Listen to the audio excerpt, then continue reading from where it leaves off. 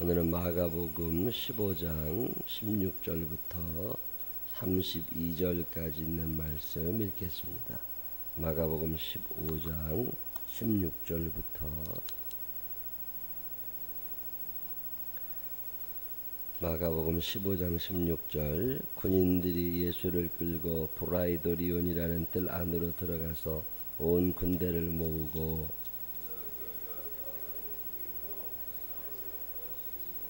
격려하여 이르되 유대인의 왕이여 편안할지어다 하고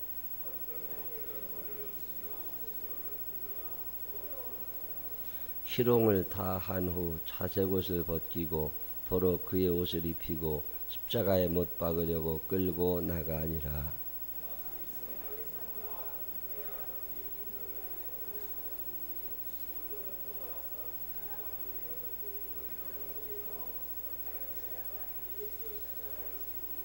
예수를 끌고 골고다라 하는 곳, 번역하면 해골이 곳에 이르러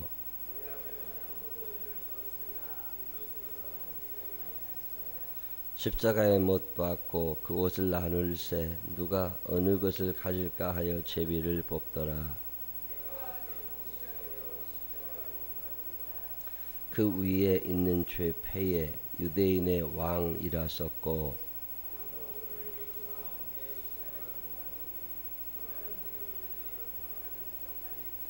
지나가는 자들은 자기 머리를 흔들며 예수를 모욕하여 이르되 아하 성전을 헐고 사흘에 짓는다는 자여, 그와 같이 대제사장들도 서기관들과 함께 희롱하며 서로 말하되 그가 남은 구원하였을 때 자기는 구원할 수 없도다.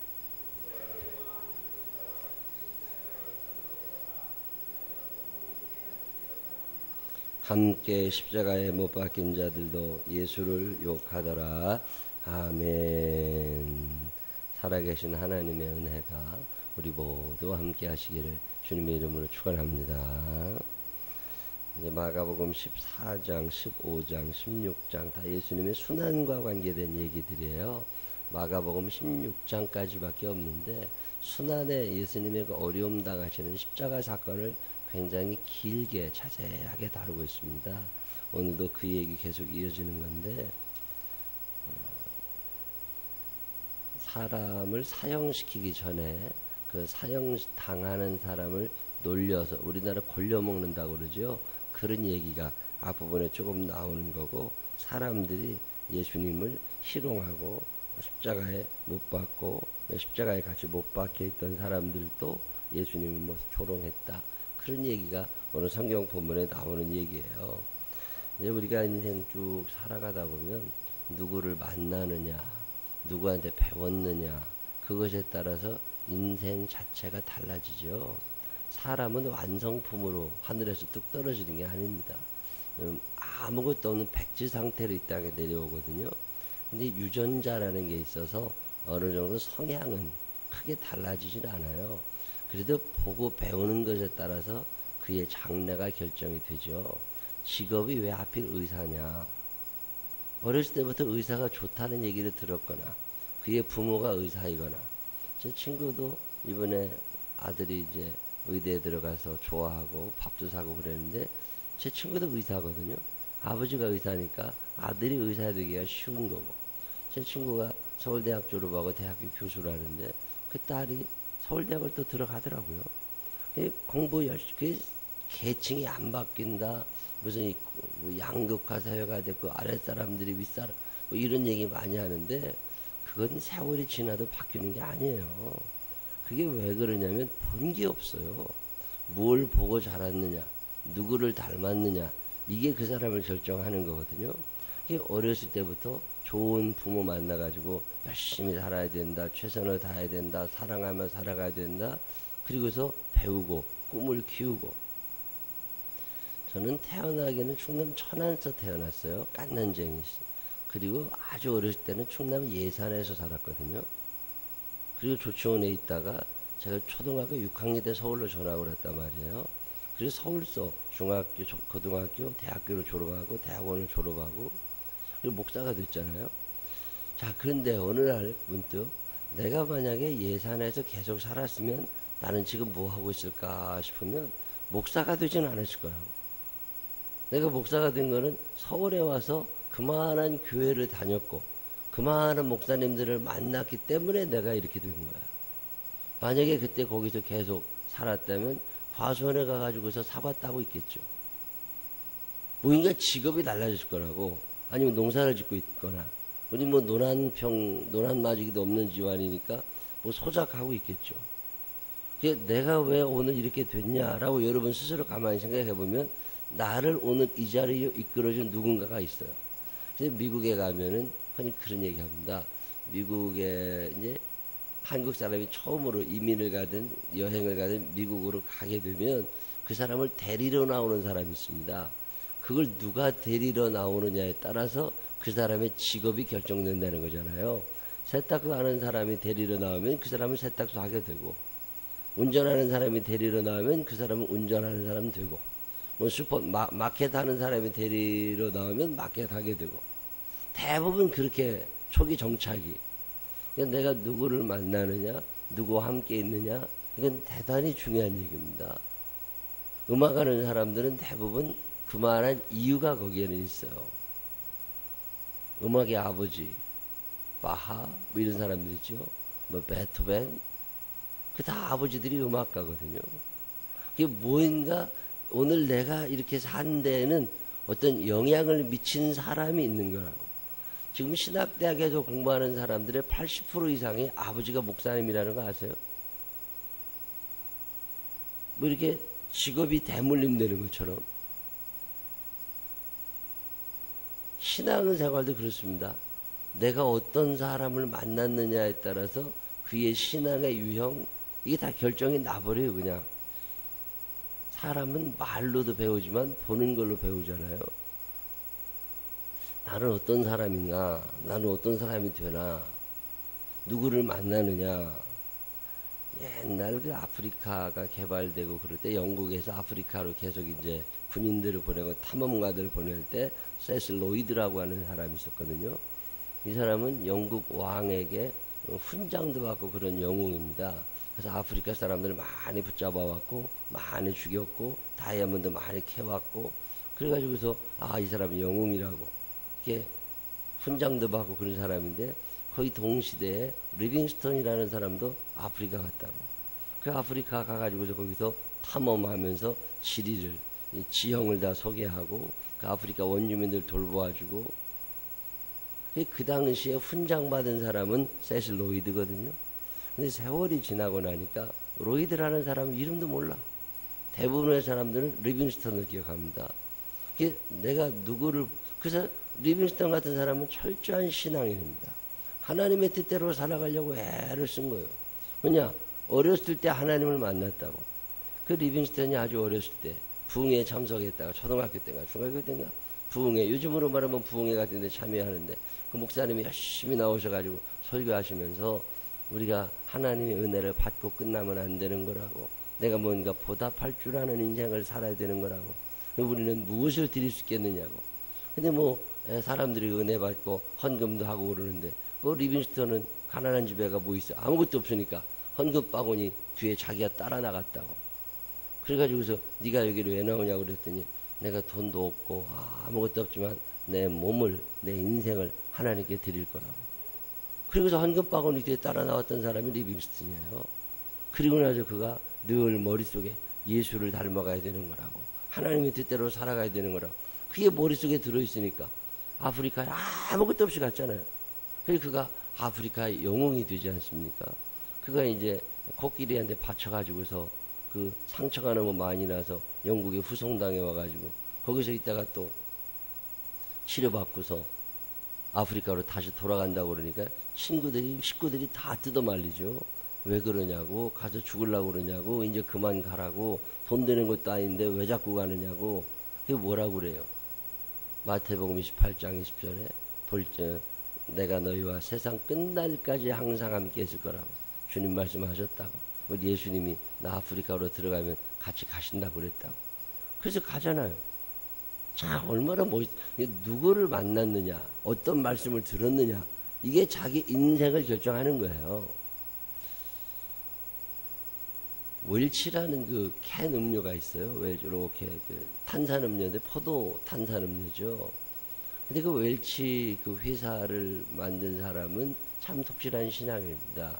근데 그가 은혜 받고서 선교사 되려고 하나님 나 선교사 돼서 살고 싶습니다. 선교사 훈련 받고 선교사 돼서 가서 하나님의 일을 열심히 하려고 그랬는데 병이 들어가지고서 선교사 훈련 다 마치고 선교사 파송이 안 된 거예요. 그게 너무 속상하니까 내가 이거 어떻게 해야 되나, 하나님을 위하여 어떻게 살아야 되나, 그러다가 네가 가지 못하면 보내는 자가 되라. 그래서 예 알겠습니다 하나님. 그리고서 자기가 선교사들을 후원하기 위하여 사업을 시작했던 게 그 포도 탄산음료 포도 사업이잖아요. 지금 얼마나 큰일 많이 해요. 가만히 보면 내가 누구를 만나느냐, 내 주변에 어떤 사람이 있느냐가 그의 인생을 결정하는 거예요. 그래서 부모라고 하는 게 중요한 게, 이 부모가 시원찮잖아요. 그러면 애들도 그런 거예요. 그건 뭐 국가가 어떻게 할 수 있는 게 아닙니다. 학교 선생님이 어떻게 할 수 있는 게 아니에요. 제 친구 한 사람이 그 부인이 내 친구는 목사님인데 그 부인이 학교 선생님이거든요. 근데 한 번은 얘기를 하는데 막 속상해 죽겠대. 그래서 왜 그러냐니까 어떤 애가 초등학교인데 매일 10시에 학교 온대. 10시에. 왜 매일 10시에 오냐 그랬더니 엄마가 안 깨운대요. 자라고. 그리고 안 깨우고 10시에 혼자 이제 가방 메고 오는 거예요. 그래서 그 엄마는 왜 안 깨운대냐 그랬더니 엄마도 잔다네. 그래서 엄마가 눈 떠지면 그때 애를 깨워서 학교에 보낸대요. 밥도 안 먹여가지고 머리 부시지 해가지고 학교 온대. 그런 애들을 가만히 보고 있으면요 참 안심스럽답니다. 답이 안 나온대요. 나중에 저게 뭐가 될까 이런 생각도 많이 들고, 우리 주변에도 얼마나 많으십니까? 가만히 보세요. 저는요 이 어렵게 사는 사람들 있잖아요. 어렵게 사는 사람들이 어렵게 살아갈 수밖에 없는 이유가 그들에게는 있다고 생각하는 사람이에요.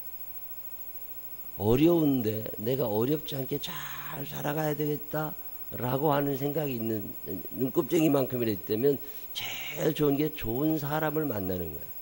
그래서 여러분이 기도하실 때 여러분이나 여러분의 자녀들이 잘 살기를 바라거든 좋은 사람 만나는 복을 받게 해달라고 기도하세요. 누구를 만나느냐가 그 인생을 결정하는 거예요. 성경 속에 나와 있는 예수님, 이 예수님을 만났다. 어린 시절에 예수님을 만났다. 그래서 예수님이 내 삶의 모델이 되었다. 그건 걱정할 일이 없습니다. 근데 예수를 못 만나. 그건 연예인들 만나잖아요. 그래서 연예인들이 최고지라고 쫓아다니잖아. 어느 날 연예인이 자살합니다. 연예인이라는 게 그게 20년, 50년 이렇게 유명한 게 아니거든요. 잠깐 떴다 지는 게 연예인이라고.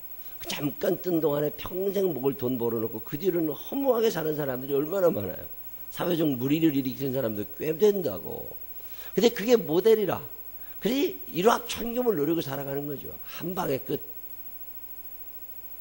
그 좀 유명한 분, 참 명이 긴 연예인들을 보면 생각이 참 좋아요.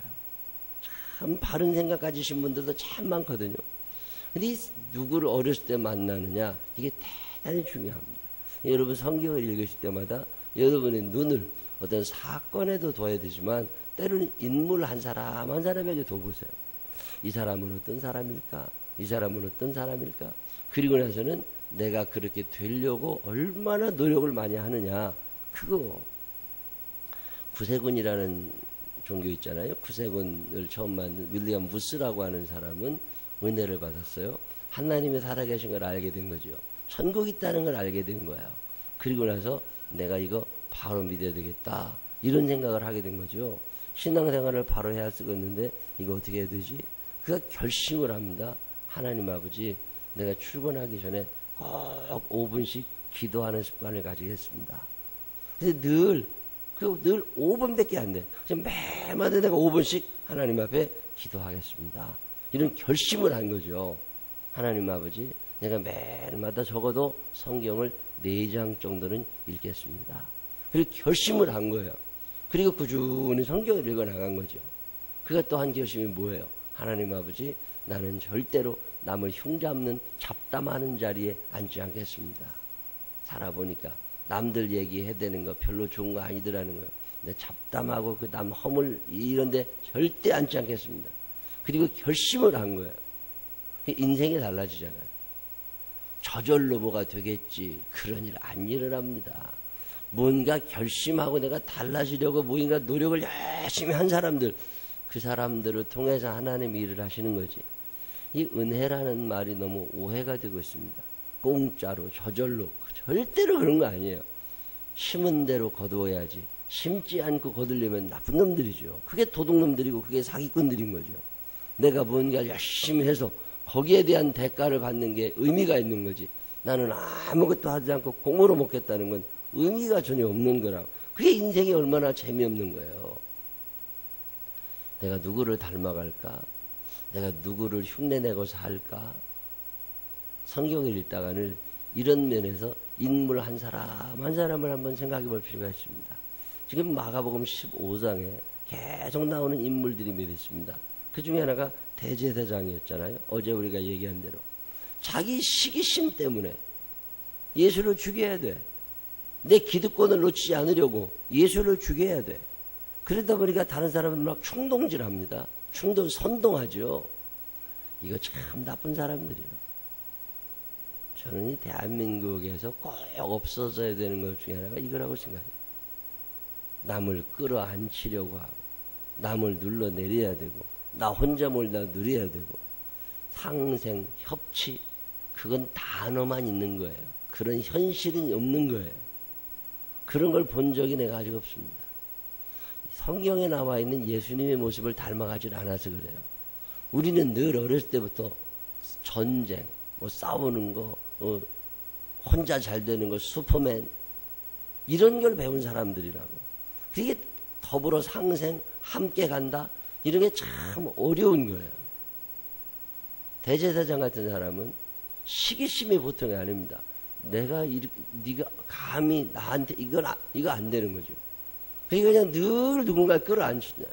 그래서 예수님을 시기해가지고서 빌라도에게 넘겨버리잖아요. 오늘도 숱해 있죠. 그런 사람이 한둘입니까? 빌라도 같은 사람도 얼마나 많아요.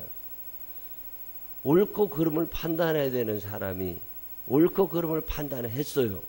그런데 그렇게 했다가는 사람들에게 욕을 먹을까봐 자기 양심을 속입니다. 자기 양심을 속여. 꼭 그러고 살아가야 되나? 오늘 이 시대에 빌라도 같은 사람이 얼마나 많아요. 옳고 그름을 판단하지 못하는 게 아닙니다. 다 알아요. 근데 자기 몸 편하자고 사람들에게 박수 좀 받아보자고 거짓말을 해대는 거죠. 꼭 그럴 필요가 있나? 우리나라 사람들은 의외로요. 카메라에 약합니다. 카메라 들이대면 안 하는 짓도 해요. 해서는 안 되는 짓도 해. 이게 웬일인지 모르겠어요. 싫다고 이 말을 못합니다. 빌라도 같은 사람들이죠. 저는 참 예수를 믿고 살면서 이건 아니다. 그러면 좀 아니었으면 좋겠어요. 빌라도가 이건 아닌 것 같다. 대제사장 그리고 이스라엘 백성들이 아무리 원해도 이건 아닌 거라고. 그게 지도자예요. 저는 그런 지도자를 좀 봤으면 좋겠어요. 모든 언론들이 그 나쁜 놈들이거든요. 다 선동해가지고 자기들의 이익을 위하여 뭘 하려고 할 때 아니라고. 그게 지도자죠. 이건 허락할 수 있는 문제가 아니라고. 그게 그 자리에 앉은 사람들의 책임이죠. 근데 우리는 이런 지도자들을 못 봐요. 그냥 백성들이 국민의 뜻이라면 다 해. 국민의 뜻이 꼭 옳은 건 아닙니다. 저도 저 자신을 알지만 그렇게 똑똑한 사람 아니고 전문적 지식이 없어요. 자, 원자력 발전소를 없앤다. 그게 국민의 뜻이다. 그럼 없애야지. 그럼 다시 국민들이 마음이 변해서 원자력 발전소를 만들려고 그러면 다시 만들어야 되잖아요. 우리 시대는 없애야 되지만 다음 시대는 있어야 된다고 얘기할 수도 있잖아요.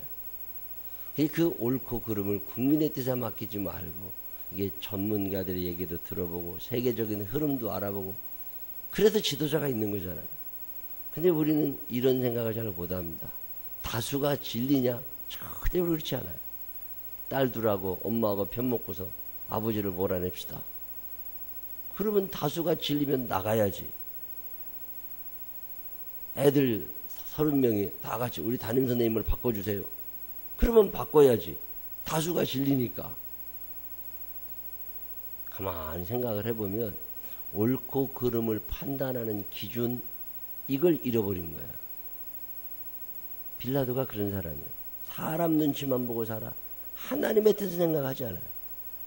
나는 빌라도 같은 사람은 아닌가? 흔들리는 백성들 어제 얘기했지요.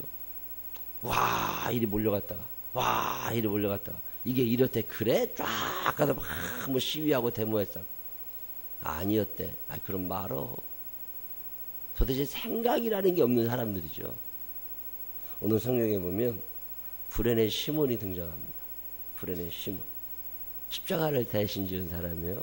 예수님이 힘이 없으셔서 그 십자가를 지고 골고다 언덕을 못 올라가십니다. 그 큰 나무 하나인데 그거 무겁거든요. 그걸 못 갖고 올라가요. 그러니까 옛날 사람들은 사형당하는 사람이 자기가 죽을 이 십자가를 지고 올라갔거든요.